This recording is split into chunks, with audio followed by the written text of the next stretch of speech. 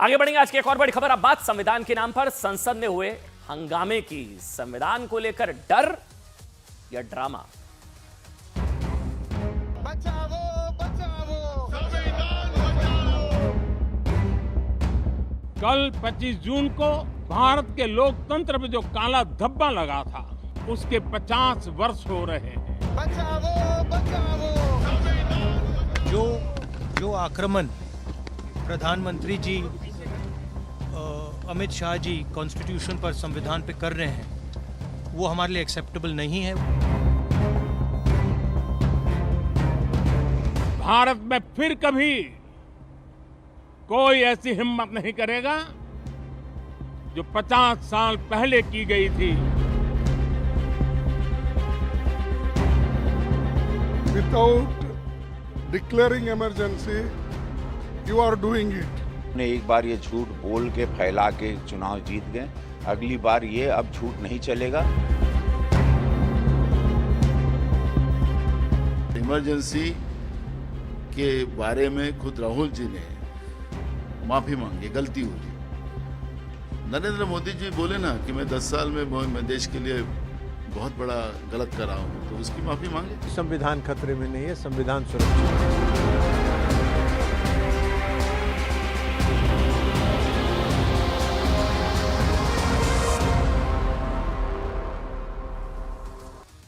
कल है 25 जून। 25 जून आप सभी को पता होगा, 50 साल पहले आज ही के दिन यानी कि कल 25 जून के दिन संविधान की धज्जियां उड़ाकर देश पर आपातकाल थोप दिया गया था। और जिस पार्टी ने लगाया था, आज वही पार्टी कह रही है हम संविधान बचाएंगे। जी हाँ, आज से 18वीं लोकसभा के पहले सत्र की शुरुआत हो चुकी है। और इस बार संसद सत्र की शुरुआत ऐसे मौके पर हुई है जब भारत में लोकतंत्र को जेल में बंद करने वाली यानी कि आपातकाल के 50 साल पूरे हो रहे हैं। 50 साल। 25 जून, आज 24 है।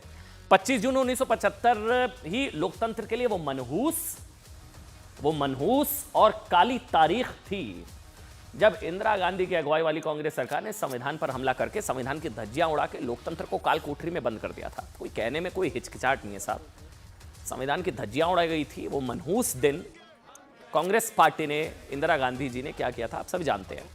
अब इत्तेफाक देखिए, जो कांग्रेस 1975 में देश के संविधान को इमरजेंसी की दलदल में धकेलने के लिए जिम्मेदार है ना, मतलब संविधान की असल धज्जियां अगर किसी ने उड़ाई है तो वो कांग्रेस पार्टी, आप सभी जानते हैं।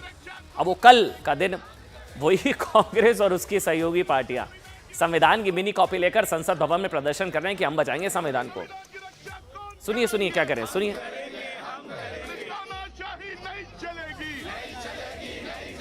संविधान की रक्षा हम करेंगे। हमारी कॉन्स्टिट्यूशन लॉन्ग लिव, संविधान की रक्षा कौन करेंगे? संविधान की रक्षा। देखिए, एक चीज अच्छी है कि संविधान की रक्षा की बात की जा रही है।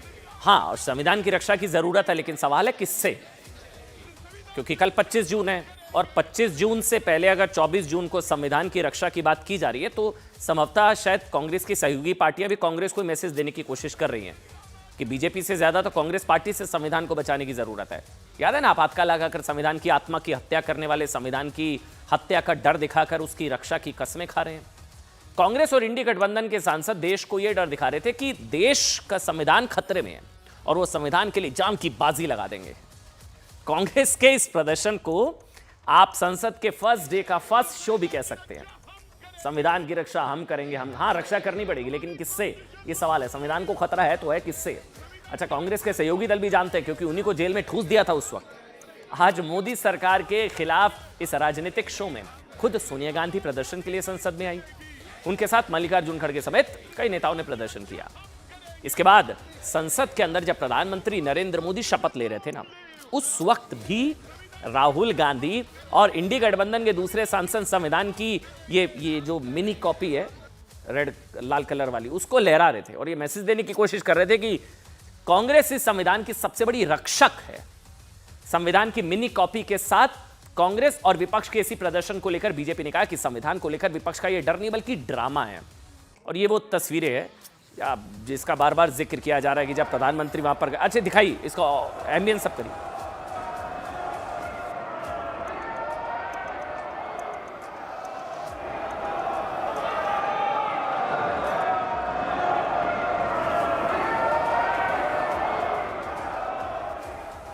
अच्छा, बीजेपी ने कहा है कि भाई ये बहुत अच्छी चीज़ भी है क्योंकि कल 25 जून है। अगर कांग्रेस पार्टी को इस बात का एहसास है तो संविधान की महत्ता समझ में आ पा रही है। वैसे आज कांग्रेस के नेता सिर पर जिस संविधान को लेकर घूम रहे हैं, उसी संविधान को सत्ता के लिए कांग्रेस ने आपातकाल की जेल में बंद कर दिया था। अब तो सत्य है, देखिए अब ये तो सत्य है ना, अब इसको कोई डिनाई नहीं कर सकता। 1975 में आपातकाल लगाकर संविधान की हत्या की गई थी। यह भी सत्य है कि आपातकाल कांग्रेस सरकार ने लगाया था और आपातकाल को लेकर गांधी परिवार ने आज तक सार्वजनिक रूप से कोई खेद नहीं व्यक्त किया। इतिहास के रियर व्यू मिरर में देखें तो आपातकाल पर आज संसद में बेहद दिलचस्प तस्वीर भी दिखाई दी। आज मोदी को संविधान विरोधी बताने वाले सांसदों में अखिलेश यादव भी थे। वो तस्वीर जो हम आप अगर दिखाएं, हाँ, अखिलेश यादव भी देखिए साथ में है। वो कह रहे हैं संविधान बचाएंगे। वो इशारों में कांग्रेस की तरफ इशारा कर रहे होंगे, आपसे ही बचाना है, आपने तो पिताजी को मेरे जेल में डाल दिया था, याद दिलाते हैं। अखिलेश यादव उस कांग्रेस के साथ प्रदर्शन कर रहे थे संविधान बचाने के लिए, जिसने ये देखिए, आप तस्वीरों में ध्यान से देखिए, 50 साल पहले उनके पिता मुलायम सिंह यादव को इमरजेंसी के दौरान 19 महीने तक जेल में रखा था। मुलायम सिंह यादव को 19 महीने तक जेल में रखा था।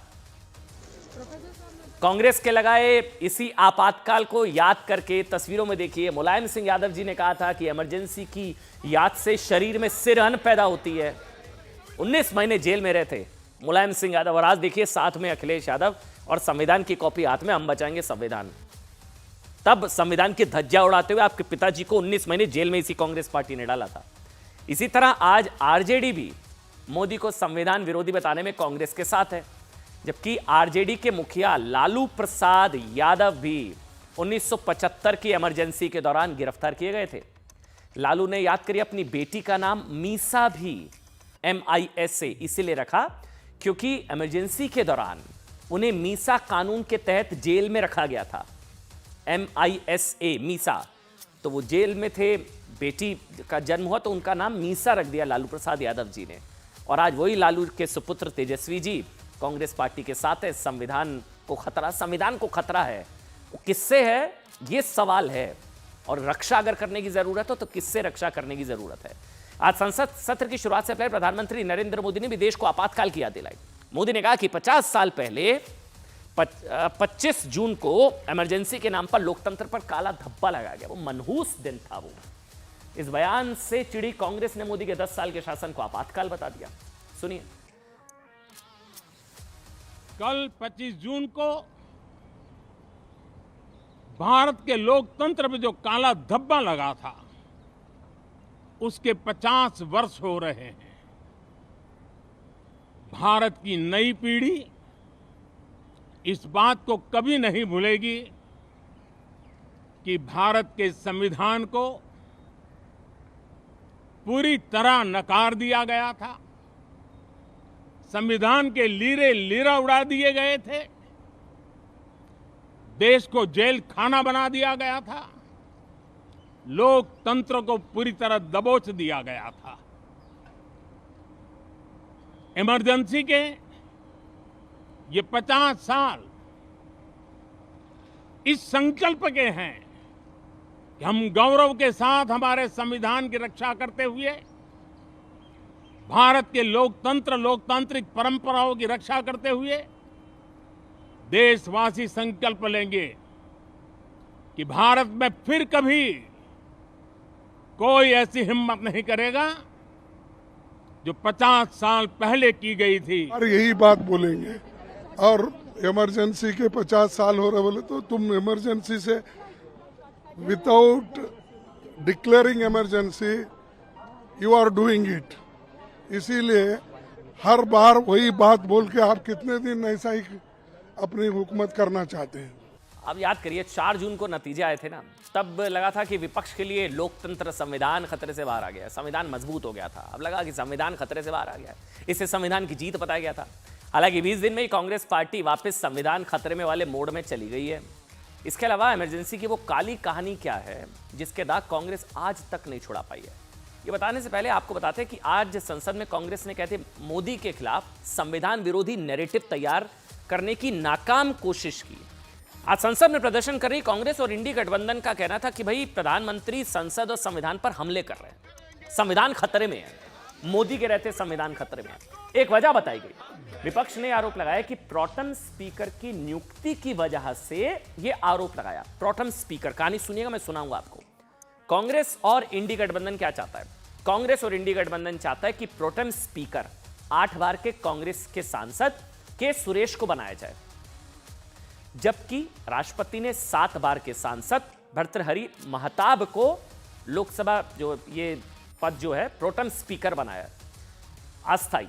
अब इसी बात को लेकर कांग्रेस और विपक्षी दलों ने मोदी के खिलाफ संविधान पर हमले का मुद्दा बना दिया। संविधान खतरे में आ गया। वजह क्या है सुनिए। कांग्रेस और इंडी गठबंधन का कहना था कि के सुरेश दलित हैं और इन्हें प्रोटेम स्पीकर ना बनाया जाना संविधान विरोधी कदम है, वो दलित हैं। सवाल ये है, कांग्रेस और इंडी गठबंधन को अगर दलितों की इतनी चिंता है ना, तो ये तस्वीरें देखिए। आज इन तस्वीरों पर कोई बात नहीं कर रहा है। दर्दनाक, खौफनाक और पूरे देश का सर शर्म से झुका देने वाली तस्वीरें आई हैं तमिलनाडु से। अब क्योंकि दक्षिण से है, तमिल से है, कौन बताए इस खबर को। तमिलनाडु में ना नकली शराब से दलितों की मौत पर कोई प्रदर्शन कोई नहीं कर रहा है। तमिलनाडु में नकली शराब से अब तक सोचिए कितने लोगों की मौत हो चुकी होगी। कमल हासन कह रहे थे ना कि पीने वालों की गलती है। वो बता रहे थे कि ऐसे पियो वैसे ना पियो, वो अलग ही लेवल पर ज्ञान दे रहे थे। 58 लोगों की मौत हो चुकी है। 58 लोगों की मौत नकली शराब की वजह से। 32 दलित हैं। बड़ी चिंता हो रही है ना, दलित को प्रोटेम स्पीकर नहीं बनाया। 32 दलितों ने दम तोड़ दिया। आपकी जुबान नहीं खुल रही है। बीजेपी ने आरोप लगाया है, सवाल पूछा है कि कांग्रेस और इंडी गठबंधन जहरीली शराब कांड पर इसलिए चुप है क्योंकि आरोपी का संबंध डीएमके से है। यह बीजेपी का आरोप है। सोचिए, तमिलनाडु में नकली शराब की वजह से 58 से ज्यादा लोगों की मौत हो चुकी है। नकली शराब वाले नरसंहार पर किसी का संविधान खतरे में नहीं आया। संविधान खतरे में आ जाता है ना। उधर बंगाल की बात कर लेते हैं। पश्चिम बंगाल में सोचिए, चुनाव खत्म होने के बाद चुन चुनकर बीजेपी कार्यकर्ताओं पर हमले के आरोप लगे। क्या किसी विपक्षी पार्टी का संविधान या लोकतंत्र खतरे में आया? बंगाल में 4000 कार्यकर्ताओं और उनके परिवारों को जान का खतरा है, पलायन करना पड़ रहा है। किसी का संविधान खतरे में आया? किसी विपक्षी पार्टी ने संविधान को खतरे में बताया? कांग्रेस की सरकारों में पत्रकारों पर एफआईआर हो रही है। संविधान तो सुरक्षित हो जाता है ना तब। मध्य प्रदेश के इंदौर में एक बीजेपी कार्यकर्ता की गोली मारकर हत्या कर दी जाती है, तब संविधान खतरे में नहीं आता। विपक्षी पार्टी को कई लोकतंत्र या संविधान खतरे में नजर नहीं आता। लेकिन लगातार तीसरी बार प्रधानमंत्री बने मोदी ने आज जैसे ही सदन में शपथ ली, पूरे विपक्ष का संविधान अचानक से खतरे में चला गया। जबकि आज की तारीख तो उस इतिहास को याद करने की है जब देश का संविधान असल में खतरे में था। अब मैं आपको बताता हूं, आप जानना चाह रहे हैं ना। भारत में आपातकाल 25 जून 1975 को लगाया गया था। आपातकाल इसलिए लगाएगा क्योंकि इंदिरा गांधी टेम्परिंग के जरिए चुनाव जीतने की दोषी साबित हुई। उनका निर्वाचन रद्द हो गया था। इलाहाबाद हाईकोर्ट ने उनके 6 साल तक चुनाव लड़ने पर रोक लगा दी थी। कहानी सुनिएगा। ऐसे में उनके पास प्रधानमंत्री पद छोड़ने के अलावा कोई रास्ता नहीं था। कुर्सी ना छोड़नी पड़े, इसके लिए इंदिरा गांधी ने देश में करीब 2 साल तक आपातकाल लगा दिया। कुर्सी ना छोड़नी पड़े, इसलिए संविधान की धज्जियां उड़ा दी गई। तब कांग्रेस सरकार ने नागरिकों से लोकतंत्र के सभी अधिकार छीन लिए थे और आज विपक्ष के तमाम बड़े नेताओं को उस वक्त जेलों में ठूस दिया गया था। वो थी असली तानाशाही। इसके अलावा कांग्रेस बार बार देश को डराती है कि मोदी संविधान बदल देंगे, संविधान बदल देंगे। होता है ना ये बार बार। आज आपको इस बात का भी इतिहास हम बता देते हैं कि किसने बदला, कितनी बार बदला। मोदी बदल देंगे ना। संविधान को तो खुद पंडित जवाहरलाल नेहरू ने बदला था, इंदिरा गांधी ने बदला था। देश में संविधान लागू होने के 16 महीने बाद ही नेहरू जी सबसे पहले संविधान संशोधन का प्रस्ताव लेकर आए थे। इसके अलावा इस प्रस्ताव में नागरिकों को अभिव्यक्ति की स्वतंत्रता की गारंटी देने वाले खंड पर इस आधार पर प्रतिबंध लगाने की मांग की गई थी कि यह सामाजिक परिवर्तन को बाधित कर रहा है। मतलब आप सोच कर देखिए, संविधान बचाने की बात होती है ना। संविधान का पहला संशोधन 16 महीने बाद संविधान के पहला संशोधन नेहरू जी लेकर आए। अभिव्यक्ति की आजादी पर हमले के लिए लाया गया था, बंदिशें लगाने के लिए लाया गया था। पहला संशोधन। इस संशोधन के पक्ष में नेहरू जी ने क्या कहा था कि दुनिया में हर आजादी की एक सीमा होती है, इसलिए प्रेस पर लगाम लगाने की जरूरत है। याद करिए, पहला संविधान का संशोधन था। उनका कहना था कि अगर प्रेस को आजादी का लाभ उठाना है तो उसे बैलेंस ऑफ माइंड होना चाहिए। आगे उन्होंने कहा जो उसमें शायद ही कभी होता है। इसके अलावा नेहरू से लेकर मनमोहन तक कांग्रेस की सरकारें कितनी बार संविधान संशोधन कर चुकी है।